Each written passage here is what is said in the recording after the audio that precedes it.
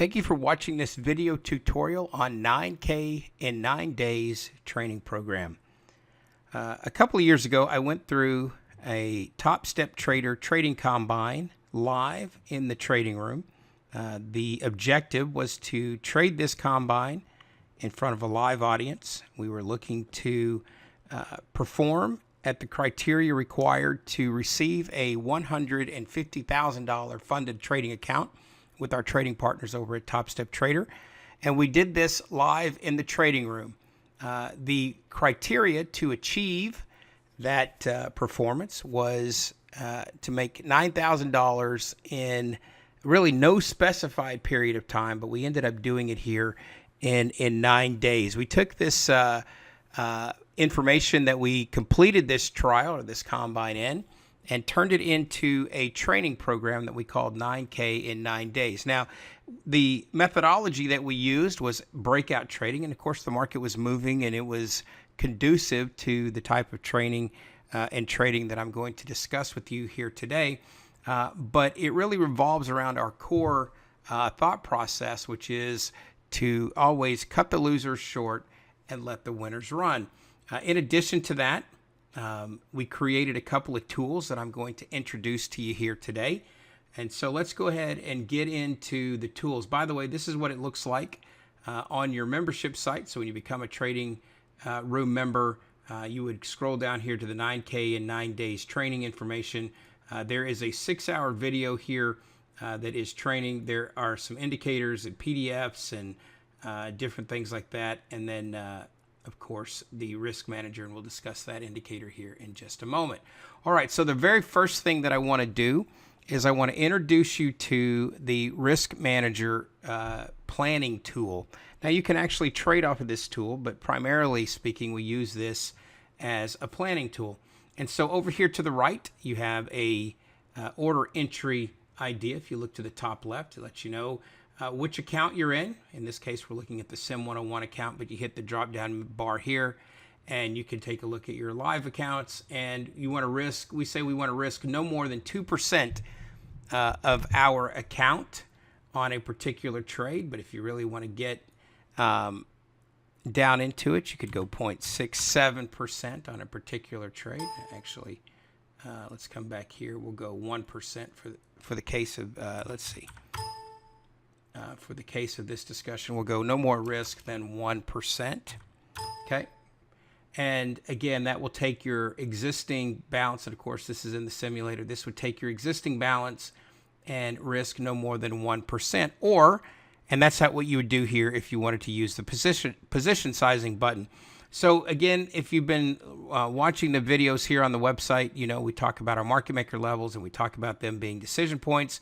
So let's assume for a minute that you were looking at this area here at the top of this range as a place to look to get short. And so you would hit plan trade. And again, this level here is at 29. And let's assume that you were going to go one tick above that at 28. And that is where your entry would be. Next thing you want to do is set your stop. And so we're going to have a stop up here at 38, 10 ticks. And then we're going to say that we're going to come all the way down into this structure signal down at the bottom here at your target at 69.71 for a 5.7 to 1 risk reward ratio. Now, because I have a 10 tick stop and I don't want to lose more than 1%, that means I can lose, I can trade 9 contracts with that 10 tick stop. Right? You could trade 9 contracts and be at 1% of your balance, right? That's $900. Now, if you don't want to do that and you just want to say, I want to trade 1 lot, then you can take it there to 1 lot and you can see that you're at a $100 risk and a 0.1% of your account. Now, if the market were live, we could hit, right now we're recording and the market is closed, you could hit place that sell, and that would put the orders here on the chart for you as well. Now, if you said, I want to use the average in that we teach you how to do, right, then you can see, and let's change the data series here really quickly to something. We'll make this line on close just for now so that you can kind of, well, let's do it this way as well. We'll go data series, line on close. We'll make this transparent just so you can see what this was doing for you here. Okay, so it says it's got to be, let's make it something, we'll make it this. Okay, and so what this is telling you is that if this is your first entry and you want to add 3 contracts to this, right? So your entry would be here. Your next short would be here because we said we wanted it to be 15 ticks away. And let's say you wanted it to be 10 ticks away, okay? And you want this one to be 15 ticks and this one to be 20 ticks, okay? And so what's happening is when your first entry is 10 ticks away here at 18, then your average in for 2 contracts becomes, and your break even should become 70.23. By the time you get here, your average in is 70.20. All right, by the time you get to that second, and then there's your third entry. And so by the time you got all 4 contracts loaded in, you would be at 717 is what this is telling you. And 717 down to 71 would give you, what is that? 17 and 29 is 46 ticks, 36, 46 ticks. Let's see, 17 and 29 is 46 ticks times 4 lots. If you were taking this and adding to the position on the way down. If you did not want to do that, you don't have to do that, and that just gives you the simple risk reward ratio. All right, let's turn these back into candlesticks here so we can see. And you see that the market comes in, tags your entry there, rotates around, and eventually comes all the way down to your 5.7 to 1 or 57 tick target down here at the structure signal. So again, that's just a way for you to be able to plan out your trades and see where your risk rewards were. Let's say it was a bit more active day. You could bring this, you could click on this target here. All right, we'll click this target. Let me see if I can, and then move it down to here, and that would let you know that you've got an 8.6 to 1 risk reward ratio, right? So again, with a 10 tick stop in that area, if you said, I want to be back here behind this line here, then that is a 33 tick stop. Not that I'm advocating that, but it's a 33 tick stop and a 0.3% risk on your $99,000 account, right? So whatever your account size is, this is factoring in the risk on a per trade basis. All right, let's close this for a minute.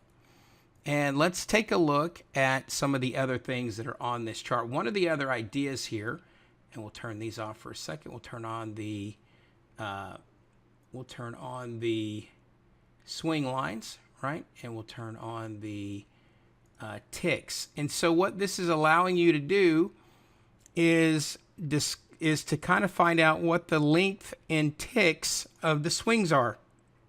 And so one way to use this is if you turn back on these levels here. And what I really like to do is I like to add the volume that's in here as well. And so what you can see on this move up is there were 24, almost 25,000 contracts on the way up that could not get through this resistance area up there. That is a pretty good indication that this downward move was going to happen. So again, this is a pretty choppy market. Let's take a look back here. This is a 10-minute chart. Let's put this on a 3-minute chart. It makes this a little bit easier to see. All right, and so if you come back here, one of the ways that you can look at this wave tool is you can say, okay, we moved down on 19,000 contracts. We came back up on 47 ticks, could not get through it.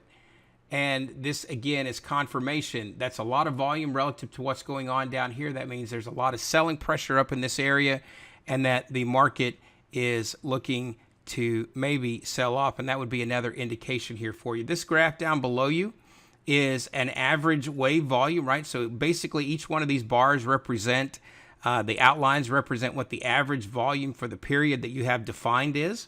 In this case, I think it's 20 periods. And so, or 20 days rather, and periods, sorry.